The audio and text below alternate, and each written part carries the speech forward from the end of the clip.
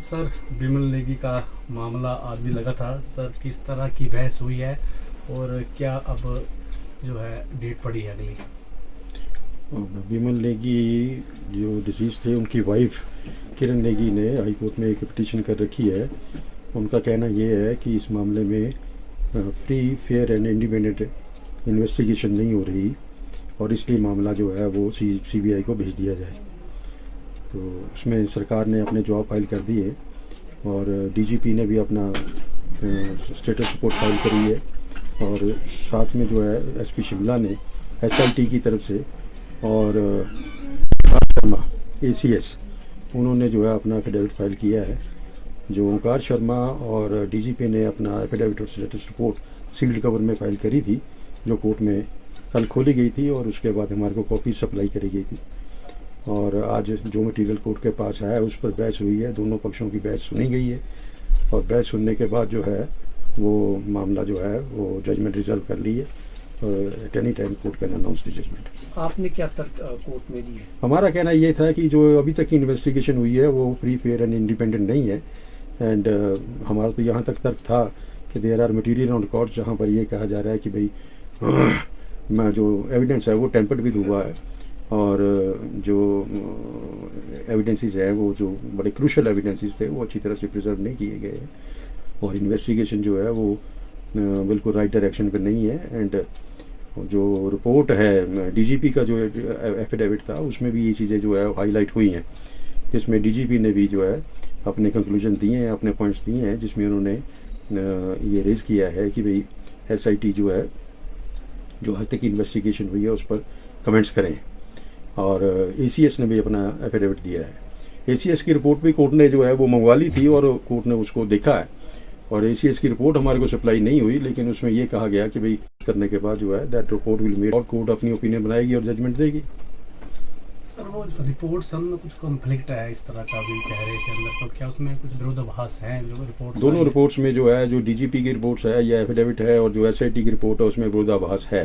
वो मैंने पहले ही कह दिया आपको कि जो डीजीपी ने एसआईटी की फंक्शनिंग के ऊपर जो है वो कमेंट करें और दोनों में विरोधाभास है। तो इस वजह से जो है वो that is a sufficient indicator कि the investigation is not free and independent and उसके ऊपर जो है कोर्ट अपना निर्णय सुनाएगी।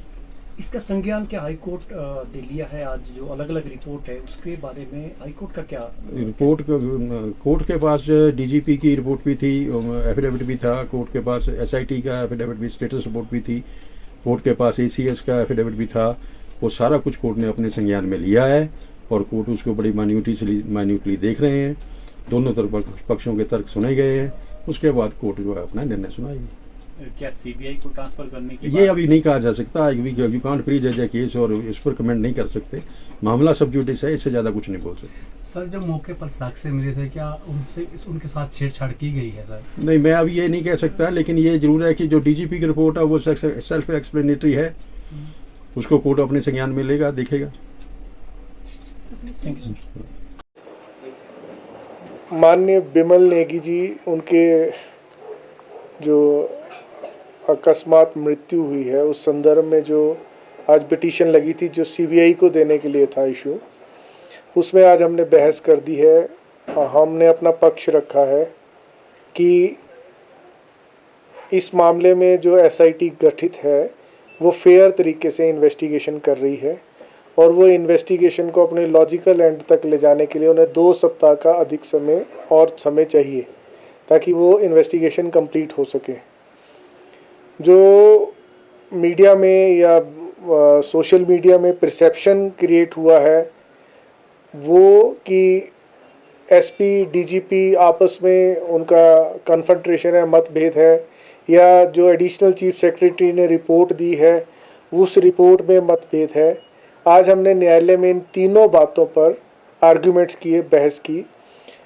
मेरा ये कहना था कि तीनों बातें जो हैं वो अंततः उस व्यक्ति की जिनकी मृत्यु हुई है उन व्यक्ति की मृत्यु के कारणों को ढूंढने को उजागर करने के लिए चारों तरफ से कदम उठाए जा रहे हैं। जो एसीएस का मैंडेट था, जो उन्होंने इन्वेस्टिगेशन करनी थी, वो ये करनी थी कि क्या उनकी डेथ जो हुई है वो ऑफिस में हो रहे मिसबिहेवियरल एटीट्यूड, ऑफिस में अधिक समय तक काम करने को जो फोर्स किया जा रहा था या किसी और पक्ष को अनड्यू एडवांटेज देने को उनको कहा जा रहा था, उनकी रिपोर्ट उस संदर्भ में थी। इन्वेस्टिगेशन जो चल रही है, इन्वेस्टिगेशन उस सारे विषय को कंक्लूसिव रूप से चल रही है, जिसमें ये कहा जा रहा है कि कैसे मृत्यु हुई और मृत्यु के क्या कारण है, उन्हें बियॉन्ड रीजनेबल डाउट ढूंढना है। जबकि जो ओंकार शर्मा जी की रिपोर्ट है, ACS की रिपोर्ट है, वो प्रिपॉन्डरेंस ऑफ प्रोबेबिलिटी पर रिपोर्ट थी कि क्या ये संभावित है कि वो कारण भी हो सकते हैं। उन्होंने अलग अलग लोगों की स्टेटमेंट्स रिकॉर्ड की, स्टेटमेंट्स जो अफसरों ने रिकॉर्ड की वही स्टेटमेंट्स SIT ने भी रिकॉर्ड की हैं। SIT भी, हम आपको वो रिपोर्ट सब दे देंगे क्योंकि ये रिपोर्ट पब्लिक है। SIT ने भी इस कंक्लूजन पे अभी तक प्रेमा फशाई आई है कि मिसबिहेवियर या कुछ बिहेवियरल समस्याएं HPPCL के ऑफिस में थी। पर्टिकुलरली जो डायरेक्टर थे उनके बिहेवियर को लेकर बहुत से लोगों ने स्टेटमेंट्स दी हैं, SIT के पास भी और ACS के पास भी। इसी प्रकार से DGP को डायरेक्शन दी गई थी इस कोर्ट के द्वारा कि वो भी अपना इंडिपेंडेंट रिप्लाई फाइल करें। उन्होंने इंडिपेंडेंट रिप्लाई फाइल करने के लिए इन्वेस्टिगेशन टीम को बोला कि हमें रिकॉर्ड दो, उनमें कुछ मतभेद हो गया। तो जो DGP का एफिडेविट है, उन्होंने उस मतभेद को भी उजागर किया है और मतभेद को उजागर करते हुए उन्होंने एक अपने एफिडेविट में पेन ड्राइव की बात की है कि एक पेन ड्राइव मिसिंग पाया गया जो SIT की इन्वेस्टिगेशन है उस पर प्रश्न चिन्ह लगाता है। लेकिन वो अपने एफिडेविट में शायद ये लिखना भूल गए या शायद वो स्लिप ऑफ हो गया उनके माइंड से कि जो SIT मिसिंग आदमी को ढूंढने के लिए कंस्टिट्यूट की गई थी, उस SIT के जो ऑफिसर्स पार्ट बनाए गए थे, उनमें से एक ऑफिसर ने वो पेन ड्राइव को छुपाया था और पेन ड्राइव छुपाने के साथ उस ऑफिसर ने उस पेन ड्राइव को में जो डाटा था उसको डिलीट भी कर दिया था, डेटा को। वो एक्शन वो SIT directly under the DGP police के अंडर काम कर रही थी, वो SIT directly under ADGP Gyaneshwar ji के अंडर काम कर रही थी और उस SIT को उन ऑफिसर्स को उस ऑफिसर के खिलाफ इमीडिएट एक्शन लिया जाना चाहिए था। लेकिन उसके बारे में वो DGP की रिपोर्ट अभी साइलेंट है उन्होंने। लेकिन गवर्नमेंट ने जब वो बॉडी मिल गई उसके पश्चात जो यहाँ पर छोटा न्यू शिमला में FIR दर्ज की गई, एक नई SIT बनाई गई जिसको ये जिम्मा दिया गया कि आप मौत के कारणों को भी ढूंढेंगे और पूर्णतः जो भी जांच की पहलू है सारे पहलुओं की जांच करेंगे, जिसमें किसी प्रकार का कोई बंधन नहीं रखा गया। वो हर प्रकार की जांच करके उन्होंने कॉम्पिटेंट कोर्ट ऑफ लॉ में अपनी रिपोर्ट सबमिट करनी है। तो जो SIT 20 मार्च 2025 को कॉन्स्टिट्यूट की गई है, उसके किसी सदस्य ने मिसकंडक्ट नहीं किया है, बल्कि उसके सदस्यों ने ही वो पेन ड्राइव को ढूंढा और उस पेन ड्राइव को रिकॉर्ड पर लाया। उस पेन ड्राइव को FSL में भेजा गया। उसी FSL में 14,000 डॉक्यूमेंट उस पेन ड्राइव से निकाले गए और वो 14,000 डॉक्यूमेंट आज इन्वेस्टिगेशन के रिकॉर्ड का पार्ट है जो SIT आज कोर्ट में लेकर आई थी। इसके साथ साथ एक और बात भी इस रिकॉर्ड में सामने आ रही है कि मिस्टर विमल नेगी पहले से दवाइयाँ ले रहे थे, ट्रीटमेंट ले रहे थे, अपना इलाज ले रहे थे, वो फोर्टिस भी जा रहे थे, वो तेंजिन भी जिस दिन उन्होंने वो गए बिलासपुर की और उससे पहले वो तेंजिन भी गए थे, तो वो साइकेट्रिक मेडिसिन पहले से ले रहे थे। ये भी SIT में आया है। SIT की अभी तक की रिपोर्ट में ये भी आया है कि मिसबिहेवियरल एटीट्यूड ऑफिसर्स का HPPCL में था, ये बात भी क्लियर की गई है और ऐसा कोई भी तथ्य याचिकाकर्ता के वकील नहीं रख सके कि जो SP द्वारा कॉन्स्टिट्यूटेड SIT है उसकी रिपोर्ट में क्या गलतियां हैं या उसकी रिपोर्ट फेयर क्यों नहीं है या उसकी रिपोर्ट में ABCD ये 5 तथ्य ऐसे हैं जो 5 तथ्य ये इंगित करते हैं कि ये फेयर नहीं हो रहा है।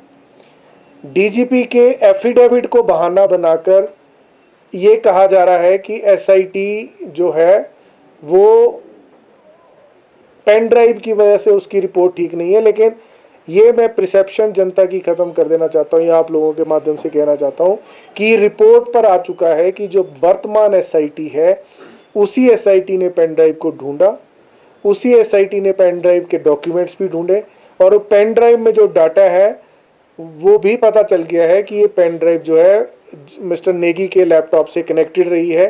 तो ये सेम पेन ड्राइव है जो नेगी जी की पेन ड्राइव थी और उनकी बॉडी से मिली है। और इस बात पे और ज़्यादा कुछ क्लियर कहा है कि जो हिमाचल पुलिस है वो एक फेयर इन्वेस्टिगेशन करने में माहिर है। हमने ये कहा है कि पुरानी जो सीबीआई ने इन्वेस्टिगेशंस की हैं उस पर भी जनता का विश्वास इंस्टिल नहीं हो पाया था। अभी भी चर्चाएं हैं, उनके जो पेरेंट्स हैं अभी भी वो कोर्टों में भटक रहे हैं कि वो एफआईआर जो गुड़िया कांड का था, मैं जो आपको हवाला दे रहा हूँ, उस इन्वेस्टिगेशन में अभी भी डाउट है लोगों के मन में। मैं भी उस वक्त एडिशनल एजी था, तो हम भी उस इन्वेस्टिगेशन को देख रहे थे कि इनिशियली कुछ हुआ, बाद में कुछ हुआ, और बनते बनते वो केस कुछ और बन गया।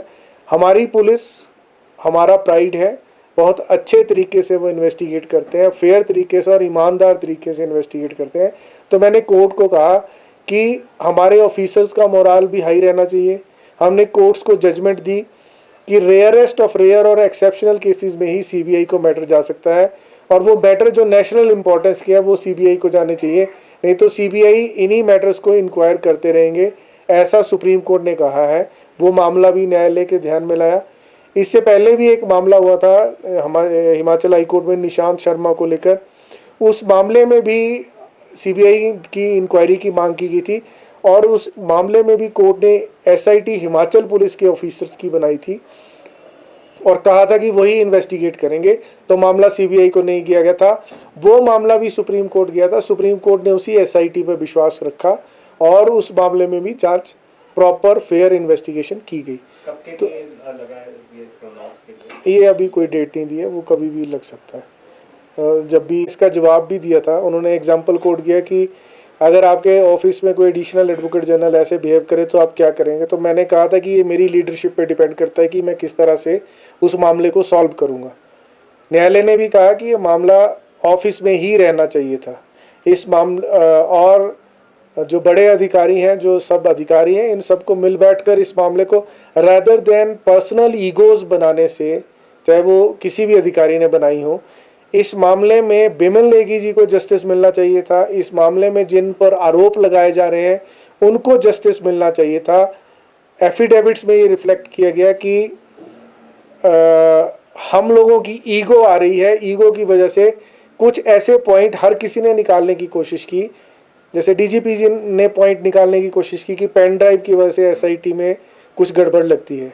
उन्होंने एक दो और भी तथ्य जो अपनी रिपोर्ट में लिखे हैं उससे लगा कि उनको डाउटफुल होता है।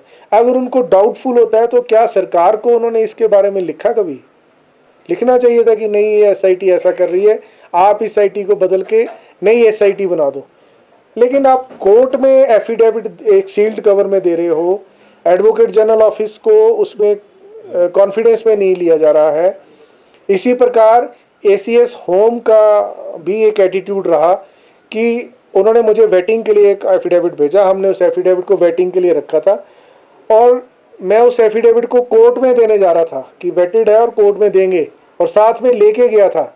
लेकिन उन अफसरों को ये लगता है कि नहीं, एडवोकेट जनरल ऑफिस को छुपाने की कोशिश कर रहा था। उन्होंने भी एक अपना तरीका अपनाया और एफिडेविट रिकॉर्ड में फाइल कर दिया। हमें ये सब बातें आपस में बैठ के रिजॉल्व, जो प्रैक्टिसेस हैं, हर ऑफिस की एक अपनी डिग्निटी होती है, ऑफिस का एक डेकोरम है, कोर्ट्स का, गवर्नमेंट के डिपार्टमेंट्स का एक प्रोसीजर प्रेस्क्राइब्ड है, रूल्स ऑफ बिजनेस बने हुए हैं। मैं इस बात को ज़्यादा तूल नहीं देना चाहता, ना ही मैं इस बात पे कुछ कहना चाहता हूँ, लेकिन इतनी ज़्यादा सर्विस रेंडर करने के बाद अधिकारियों में अगर ईगो हो तो वो अधिकारी अपने आप में अपना, मैं भी अपना सेल्फ एनालाइजेशन कर सकता हूँ और वो भी अपना सेल्फ एनालाइजेशन कर सकता है। परंतु क्योंकि रिपोर्ट अभी इंटरिम अभी चल रहा है इन्वेस्टिगेशन, तो कंक्लूजन नहीं है। लेकिन misbehaviour by few officers of the HPPCL, वो स्टेटमेंट्स में आया है उन कर्मचारियों की।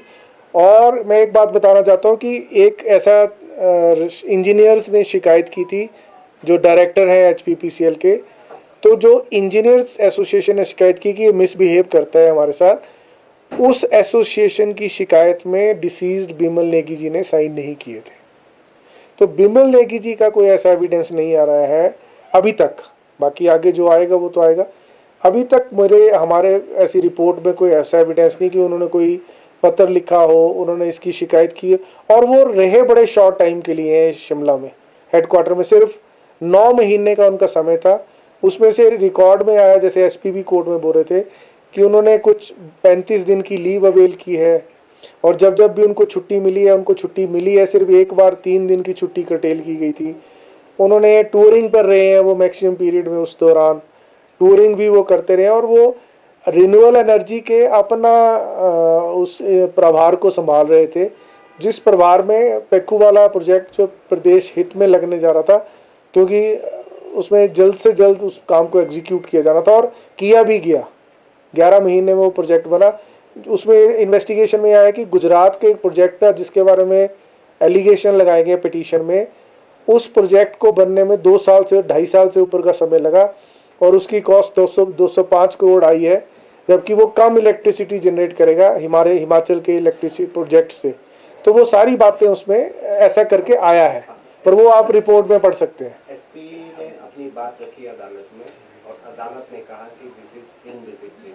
ये क्यों कहा, जरा समझाए। SP ने सो फार एज इन्वेस्टिगेशन की बात की तो उन्होंने रखा कि उन्होंने अदालत ने सुना, लेकिन जब SP ने ये कहा कि DGP ने मेरे खिलाफ ये एलिगेशन लगाए, तो कोर्ट ने बोला कि no, I will not permit you to speak a word against your superiors, this is indiscipline.